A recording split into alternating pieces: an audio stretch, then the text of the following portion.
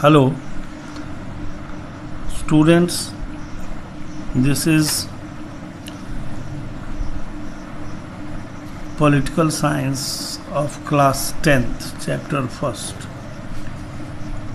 In my two videos, I have discussed already about the power sharing in Belgium and Sri Lanka, how power is shared, and majoritarianism in Sri Lanka, कि कैसे श्रीलंका में, Belgium में power का sharing अलग अलग ढंग से हो रहा है और श्रीलंका में मेजॉरिटी और dominant group who are the Singhals speaking. There are two groups, Singhal speaking and Tamil speaking groups, and but after the continuous demand of Tamil speaking people, Singhals are not ready to give him equal rank. Now we will see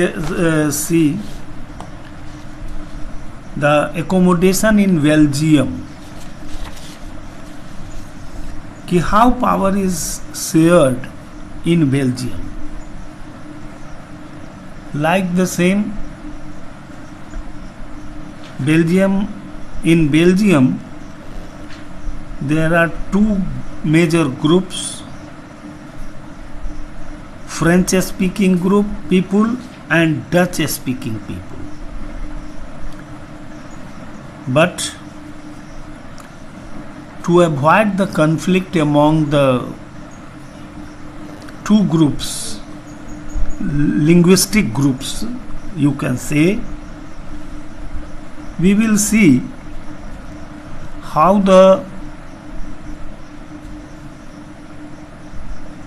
politicians and the government try to compromise, try to adopt a method to reduce the conflict among the two linguistic groups. कि कैसे दो अलग अलग भाषाई group होते हुए भी संविधान में इस तरह का परिवर्तन किया कि उससे इन दोनों में आपस में कोऑर्डिनेशन बना रहे. Now let us see the Belgium leader took a different path. A complete different way had been accepted by the leader of the Belgium with respect to the Sri Lanka. They recognized the existence of regional differences and cultural diversities. उन्होंने क्षेत्रीय अंतर और सांस्कृतिक विभेद को स्पष्ट रूप से स्वीकार किया कि हाँ ऐसा है और होता है और हमको इसी में काम चलाना है. Between 1970 and 1993, this is the main important period. Between 1970 and 1993, they amended their constitution 4 times so as to work out an arrangement that would enable everyone to live together within the same country.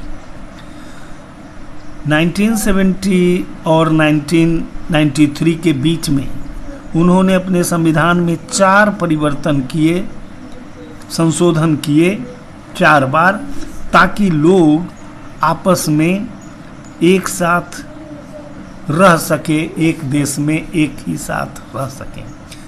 The arrangement they worked out is different from any other country and is very innovative. The arrangement they work out, जो व्यवस्था उन्होंने किया वह बिल्कुल दुनिया के अन्य देशों की तुलना में बिल्कुल अलग था और बिल्कुल नया इनोवेटिव था, जो पहले से नहीं था. Innovative. Here are some of the elements of Belgium model. Belgium model, और इसका नाम पड़ गया बेल्जियम मॉडल. उसके क्या प्रोविजंस थे, एलिमेंट्स हैं, we will see now. First, constitution prescribe that the number of Dutch and French speaking ministers shall be equal in the central government. कि सबसे पहली बात उन्होंने ये तय किया कि केंद्र सरकार में डच स्पीकिंग और फ्रेंच स्पीकिंग मिनिस्टर इक्वल होंगे. Some special law require the support of majority of members from each linguistic group. प्रत्येक भाषाई ग्रुप मतलब 2 ही या और से मेजॉरिटी सपोर्ट होना चाहिए.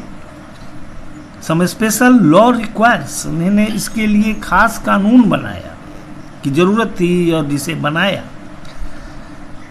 Require the support of majority of members from each, कि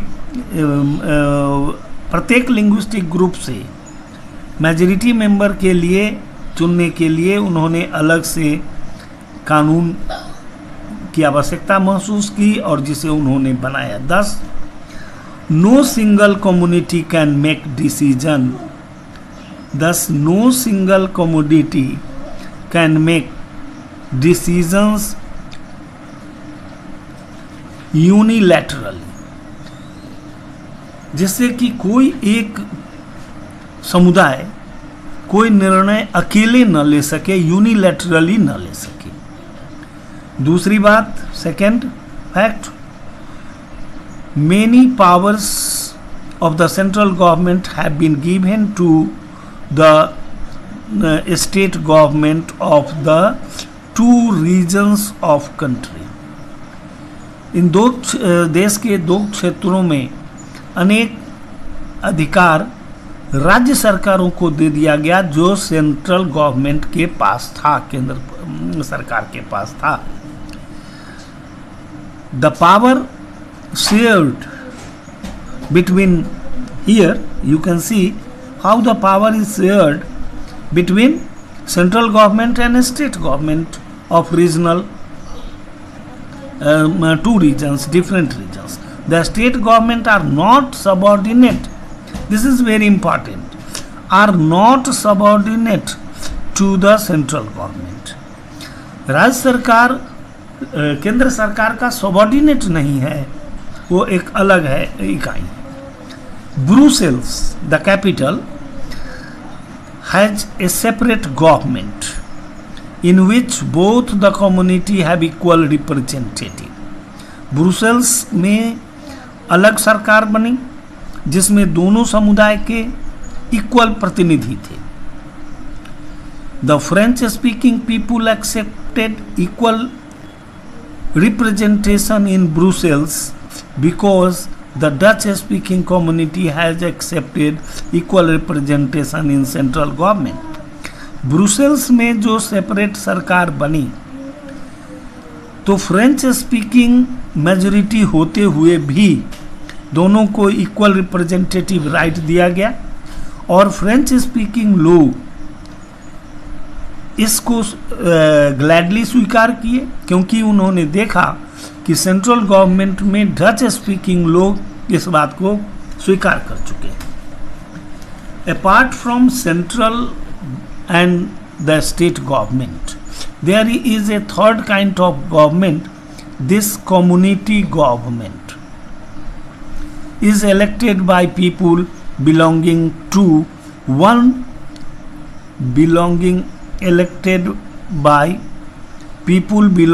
to one language community.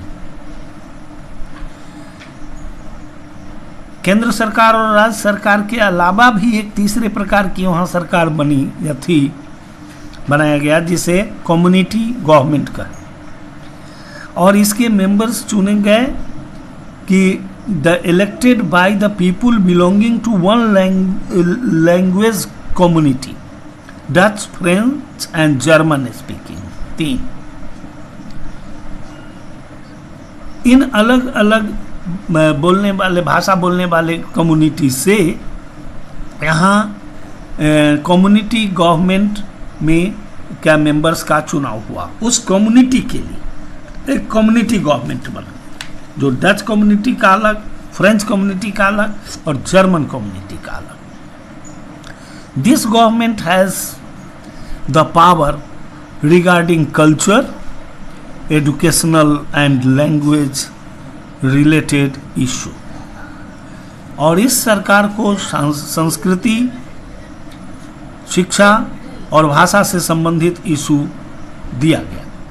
You might find the Belgium model very complicated. इस तरह आप देखते हैं कि यह जो बेल्जियम में मॉडल ऑफ गवर्नमेंट बना वो एक कॉम्प्लिकेटेड मॉडल है। It indeed is very complicated even for people living in Belgium. Even for people living in Belgium. Belgium में रहने वाले लोगों के लिए भी यह एक कॉम्प्लिकेटेड व्यवस्था थी, क्योंकि कई तरह की व्यवस्था हुई। But these arrangements have worked well so far. बावजूद इसके यह व्यवस्था अच्छी तरह वहाँ चलती रही। चलिए, they help to avoid the civic strife, जो नागरिक कलह को दूर करने में मदद किया। आपस में जो कलह होता अलग अलग भाषा ग्रुप के लोगों का, लिंग्विस्टिक ग्रुप में, उसको दूर करने में उनको सफलता मिली। Between the two major community and the a possible division of country on linguistic line. A possible division of country on linguistic line, कि इसका परिणाम तो महत्वपूर्ण हुआ कि सिविक स्ट्रिफ, नागरिक कलह से बच गए और देश का भाषा के आधार पर विभाजन होने से उन्होंने रोक लिया। When many countries of Europe came together to form the European Union, Brussels was chosen as its headquarter. इसीलिए जब यूरोप के अनेक देशों ने मिलकर यूरोपियन यूनियन का निर्माण किया तो ब्रुसेल्स को उन्होंने अपनी राजधानी दी।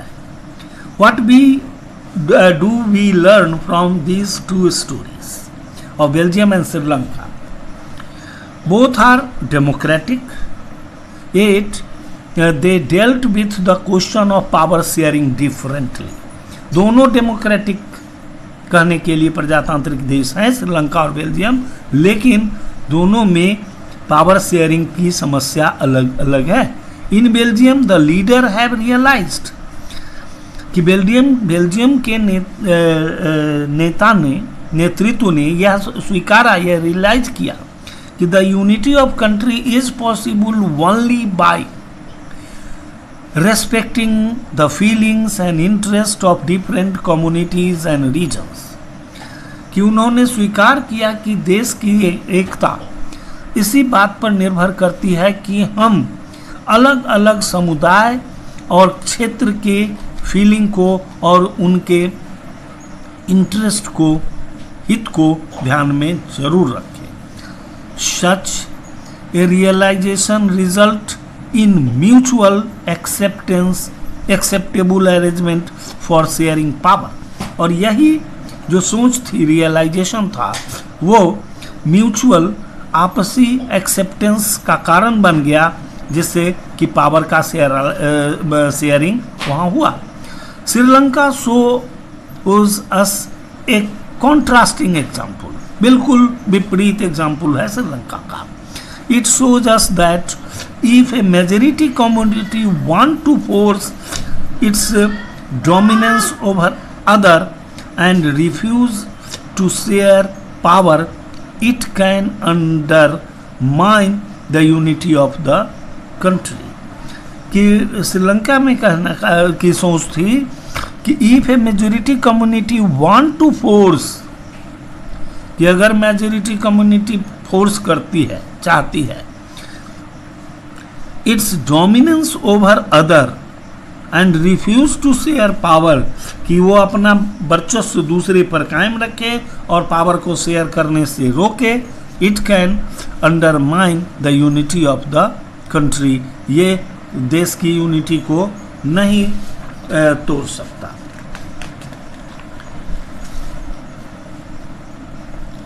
That's all.